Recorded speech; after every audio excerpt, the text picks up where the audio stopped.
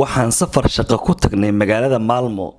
caasimadda saddexaad ee wadanka Sweden si aan ugu kuurgalno barnaamijka hanaqaaday caalamka gaar ahaan wadanka Sweden isla markaana ay hindiseen ciyaartoy hore ee berisamaadka u ciyaari jiray kooxaha horseed iyo madbacada qaranka waa injineer Ismaaciil Jamaica iyo Saciid Galgaduud oo hindisay barnaamijka walaaliyaal waxaan wax ka weydiinay sida uu ku soo bilowday barnaamijkan hogaamiyaha guud ee walaaliyaal orod injineer Ismaaciil Jamaica oo ku salaamay marka hore cameramanka iyo isla markaa wariyaha dhex taagan halkan maanta saabiq aniga magacaygu waa Ismaaciil Caydi Aadan oo ku magac dheer Ismaaciil Jamaica haddaan ku sheego Jamaica wax lagu baxshay wax kala ma Saciid wuxuu ka hadlay Galgaduud wax loogu baxshay naanistiis inkastoo sheekay la rabay in loo daayo aniga Jamaica wax lagu baxshay bariga Maroodiga ciyaaraya Rasta marka geesaha saddex line baa inta jirtay waxaan u ciyaaray dugsiga sare waxaan ciyaaray jaamacadaha waxaan u ciyaaray naadiga madbacada qaranka marka ma sha Allah waxa ka horeysay waqtigan u ciyaaray markii hore naadiga weeyada ku soo bilaabay macallinkayga ahaa Giftin ilaahay caafimaad cimri harsi hadda maanta wuxuu ku sugay Atlanta si lagu aasaasay warto waa halkan bilda misbaar meeshan hadda taaganahay waxa la taalrikan iyo u yaqaan dadka maalmo degan Swedishka magaceeda Allah taalrika waxa uu samaysan tahay sidii saxanka ama blade-ka ama baaquli sidii qubba Soomaali u yaqaan habkaas uu samaysan tahay waa meel loogu talagalay lagu ordo in lagu jimicsado in xilliyada kulaylaha oo kale dadku xitaa caruurtoodii kula ciyaaraan ama kula qaataan waqti inta sallis ka soo qaataan wax ku cunaan wax ku cabaan kadib ku ordaan taas loogu talagalay waana halkii laga aasaasay barnaamijkan walaaliyaal orod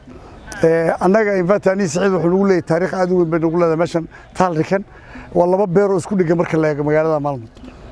qayb waa qaybtaas qaybna waa qaybtan marka square labada marka la isku daray ilaa 8 kilomitir meelahaas ku dhow 8 ilaa 6 ku dhowdahay waa meesha kaliya annagu aanu ka caajisin markaan aasaasnay oo aragnay inay Soomaalidu qaadatay waayo Soomaalidu waxa ka maqan oo inta badan aan u sheegnaa waxay ahayd oo aan ka wada hadalnay Saciid waxaad arkayso shakhsi baa sameeyay fikirkiisu ah shakhsiga halkaas sameeyay ama cid walba wadamadan aan u soo qaxnay oo Soomaalidu timi waxay fikradaha ugu kordhinayaan wadanka mar walba aan deganahay ee u qurux badnaana waxay tahay dadku markay shaqooyin ka soo baxaan waxa meeshan loo sameeyay ku jimicsadaan inay ku ordaan kii soconay ku socdo miisaan iyo maskax iyo jir intaba caafimaad bad keenaysa marka wax cusub loo ku soo kordhinay shakhsiga halkaas sameeyay wuxuu geedahan waxa beeray caruurtii iskuulada glaasroom markay dhiganayeen ayuu fikirka ku keenay marka waxaad garanaysaa qof kastoo jimicsada ama orda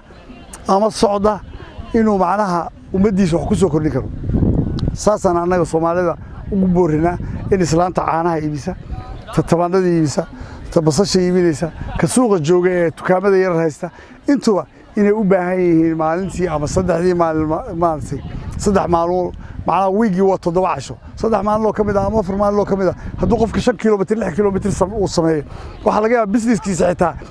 suuqa dhulka uu fadhiyay ama caanaha uu iibinay inuu wax yar ku fikiro oo ka bedelo kor u qaado marka orodkii jimicsiga kaliya cudurka inay isaga taagaan maahan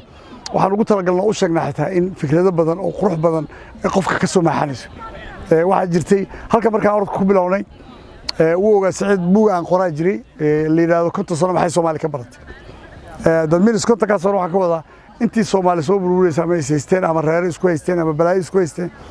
maxay ka kordheen oo u zaayiday marka waxa garanaysaa inay waxba u kordhin laakiin alxamdulillah ilaahay waxaan ku mahad celinayaa barnaamijkan walaaliyaal orod ee dunida daafiisa qabsaday waxaad arkaysaa dad badan oo isgaranayn oo walaalaha oo shaashaduun iska yaqaan oo maanta kale markay meel isku arkaa isku soo boodayo Saciid wata Nairobi lagu soo dhaweeyay Muqdisho lagu soo dhaweeyay meel gabdha waxa jiray London degan oo suuqoon oo aroosada markay kulmaan sida isku hagareynaya adiyaabi soo leedahay ma 10 sano isaqaan wax isku barteen walaalo marka wax walba laga faa'iiday waxa ka baxaysa maskaxdaada oo kordhaysa waxa ka baxaysa waxaan hadda hoos inoo dhigay Soomaali baabiisay bidnilaahi Ilaahay waxa ka bariyaa waxaana iraahdaa inta badan waxay noqon doonaan Soomaalida role model ay u noqon doonaan dadka barnaamijka walaaliyaal ku xiran ee orda jimicsada socda wax walba oo macnaha sport sameeya nin abwaan miyi aniga oo nin abwaan miyi horta laakiin waxaad ogaataa abwaanimadu waxay ku timaada wax walba qof markuu dadka la hadlay ama buurinayo eraya ka soo baxaa jira ramadaankii ka horreeyay 2020 dadka markaan la hadlayna tabada erayadii aan kula hadli jirnay ayaan qoraal ka sameeyay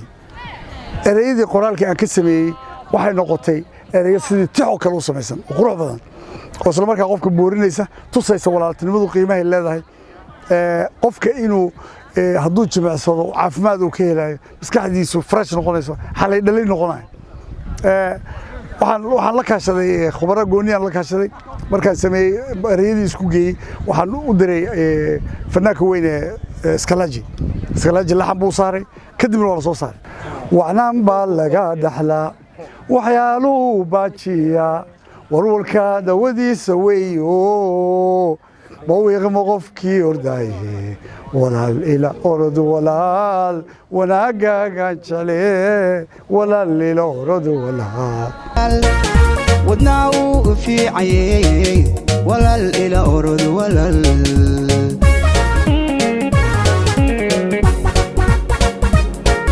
walaalnimadiyo wanaagu wadaagay ku fiicayeyne dadkiyo weelkaygiyo وحي جير قرينوني ولا إلى أرد ولا ودناو في عيه ولا إلى أرد ولا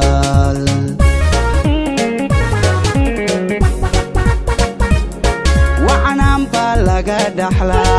وحيالو باجيا ورورك دوادي سويو مويق مقفكي أرداي walaal ila orod walaal wacnaantaadan jeclee walaal ila orod walaal Saciid Galgaduud weeraryahankii hore kooxda Horseed wuxuu aaminsan yahay in sportsku yahay mid dadka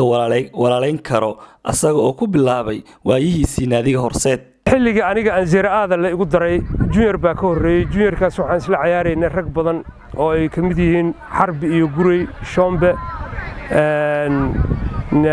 rag badan jiray Mustafa Dheere iyo Abaliisha iyo nin kale oo saaxiibkeeya ma sha Allah waan magaciisa hadda ilooba inta badan igu adag yahay iyo rag badan marka ka bacdina Ziraada waxa aan isla galnay markii dhamaaday juniorkii aniga Axmed Cali Culuso ayuu garaar noo baahday markaas ayaan waxaan safarnay Ziraada Horseed waxaan ku bilownay barnaamijkan walaal orod anigoo magaalada degan maalmo muddo 3 sano ah ayaa waxa yimid Ismaaciil Jameyka oo Hargeysa ka yimid fasaxu aaday maqnaa ilaahay wuxuu nasiib ka dhigay inaan isku xaafad aan noqonay aniga Ismaaciil aan la socday familkiisa iyo caruurtiisa inay dariskayga yihiin aniga asagoon is arkin muddo dheer markuu yimid maalmana aadan close u ahayn aan isugu dhaweyn marka waxa jirtay inaan markaan firaaqo leenahay ama aan shaqo ama aanan haynin inaan ku ballanno buildings back meel la dhaho oo lagu ordo lagu jimcsado u badan yihiin Carab iyo Swedish meeshaas sidaan aniga Ismaaciil isugu bahaysanay oo aan isaga ordi jirnay oo aan qof kale Soomaali ka weynay ayaa maalinta dambe cudurradu markay bilowdeen anagoo ordayna waxaan go'aan ku gaarnay aniga Ismaaciil in aan ku boorino fikirkaas oo Ismaaciil lahaa aan ku biiriyay oo aan ku garab galay inaan u gudbino walaalaheena qaaliga ummadeena Soomaaliyeed barnaamijkan walaal ila orod wuxuu ka hana qaaday caalamka waxaa jira dad badan oo miisaankooda dhimay kadib markii ay ka faa'iideysteen barnaamijkan walaal ila orod waxaana tusaale ahaan loo soo qaataa Faarax Roble oo kamid ah mas'uuliyiinta sarsare ee walaal ila orod sida uu dhimay miisaankiisa halkani waa caasimadda saddexaad ee waddanka Sweden ee Malmö waxaan kula kulannay asaasihii barnaamijkan walaal ila orod oo ka hana qaaday waddanka Sweden ummad badan ee Soomaali kamid tahana ay ka faa'iideysteen xilli waddankani caabuqa coronavirus oo fara ku hayay Saabir Cilmi Yuusuf warbaahinta qaranka Sweden